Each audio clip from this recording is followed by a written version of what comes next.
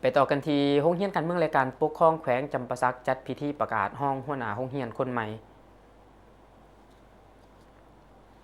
พิธีประกาศห้องหัวหน้าคนใหม่ของโรงเรียนการเมืองและการปกครองแขวงจำปาสักได้จัดขึ้นในวันที่20มังกรอยู่ที่หอประชุมของโรงเรียนโดยอิงใส่มติตกลงเลขที่27ทับข้อจพขจสลงวันที่9กุมภาพันธ์ปี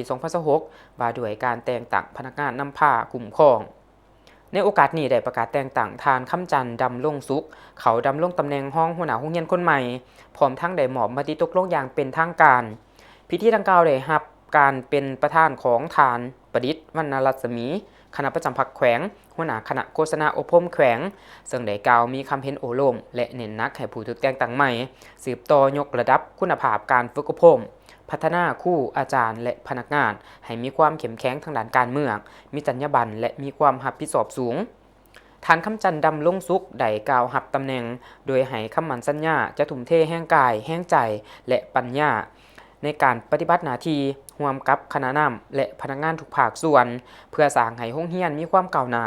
ตอบสนองภารกิจการสร้างบุคลากรด้านการเมืองและการปกครองให้มีคุณภาพตามแนวทางของพรรคและรัฐพิธีได้ดำเนินไปด้วยบรรยากาศอันอบอุ่นและเป็นระเบียบท่ามกลางการเข้าร่วมของคณะนำพนักงานและครูอาจารย์ของโรงเรียน